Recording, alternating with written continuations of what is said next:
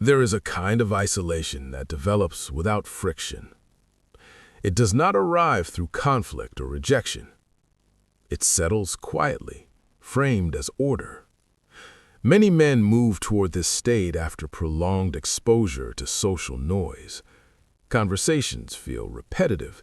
Emotional exchanges feel inefficient. Distance begins to look like clarity. At first, nothing appears lost. Life continues to function. Work progresses. Responsibilities are met. The absence of constant interaction feels like relief, not deprivation. In everyday situations, the pattern blends in easily. A man attends social spaces but remains peripheral. He listens without contributing. Responses are short, controlled, sufficient. No tension emerges. No explanations are required. From the outside, this posture is rarely questioned. Restraint is mistaken for maturity. Silence is interpreted as depth. Emotional economy reads as discipline. Internally, however, the orientation has shifted. Interactions are no longer evaluated by meaning, but by cost. Time, energy, unpredictability, each exchange is measured. If value is not immediately visible, disengagement feels logical. This is where isolation stops being temporary and becomes structural. The internal world grows quieter, but also narrower. Thought replaces dialogue. Observation replaces participation. Other people become distant reference points rather than sources of resonance. Nothing feels obviously wrong. That is the most deceptive feature of the pattern. Without regular relational feedback, emotional calibration begins to fade. Responses flatten. Curiosity dulls. Interest becomes selective to the point of absence. The man is not withdrawn because of fear. He is withdrawn because engagement no longer feels necessary. Avoidance carries tension.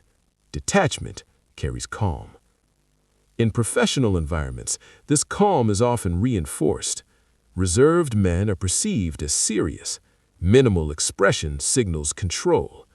The system rewards function, not presence. Over time, the absence of consequence becomes instructive.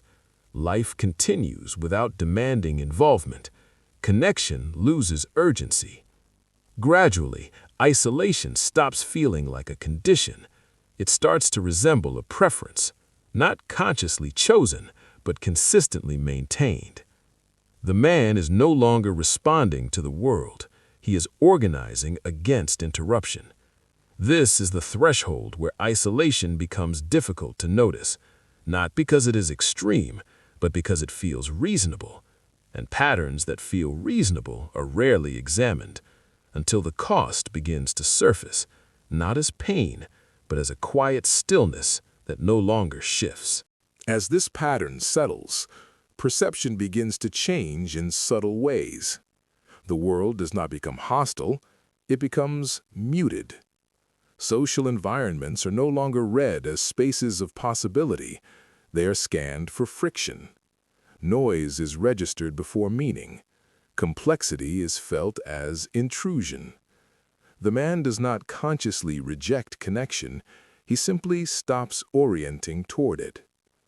This shift alters how presence is experienced. Being around others feels like background activity rather than engagement. Attention drifts inward. Thought becomes the primary companion. Over time, this internal orientation creates a feedback loop.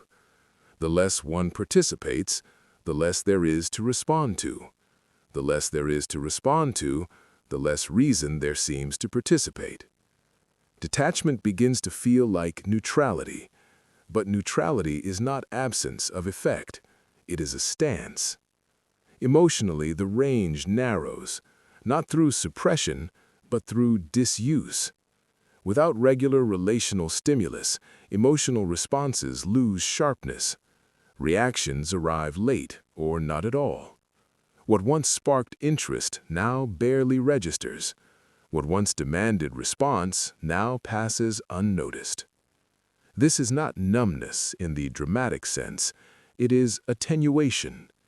The man still thinks deeply, he still observes patterns, but those patterns remain abstract, untested by exchange. Understanding increases, while involvement decreases. In this state, solitude feels different from loneliness.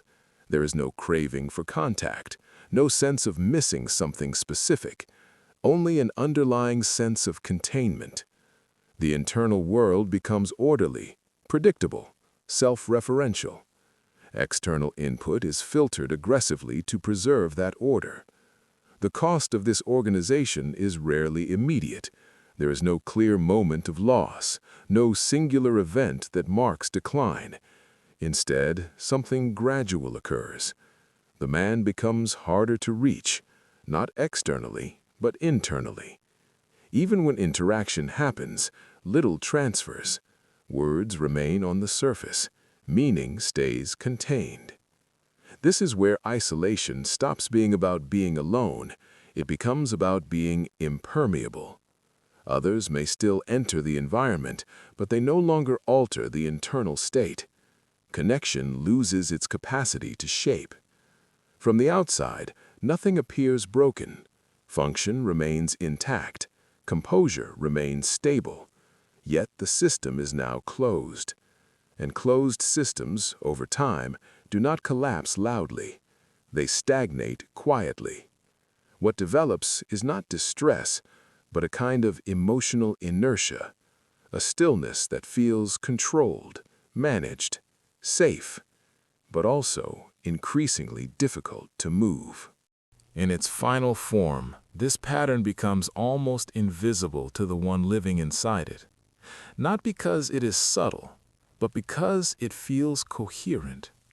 The man's inner world now operates with minimal disturbance. Thought flows uninterrupted. Emotion appears only when clearly justified. Silence becomes the default state.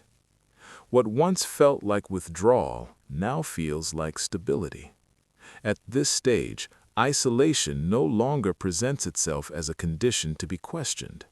It functions as an internal architecture, a way of moving through life without unnecessary interference.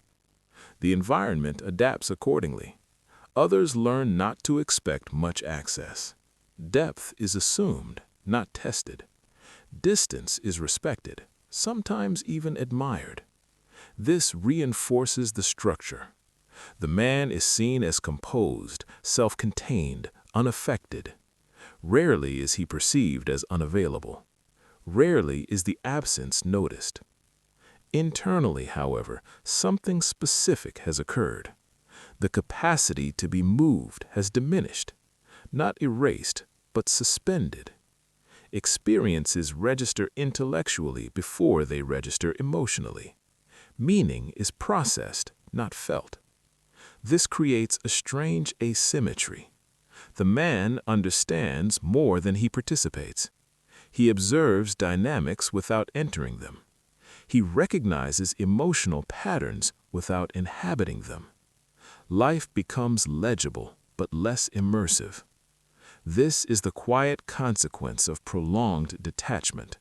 Not pain, not despair, but a reduction in intensity. Moments no longer pull, they pass. Nothing demands response unless it threatens order.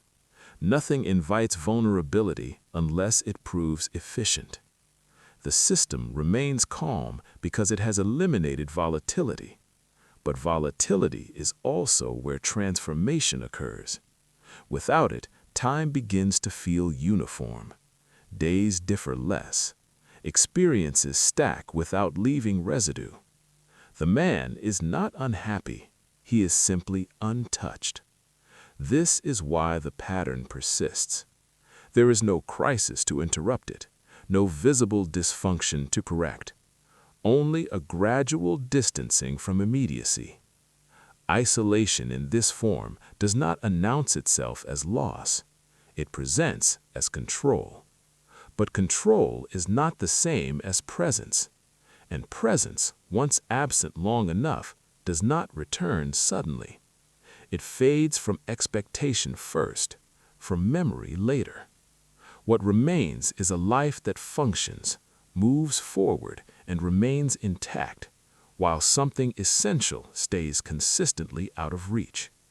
Not taken, not destroyed, just quietly, permanently withheld.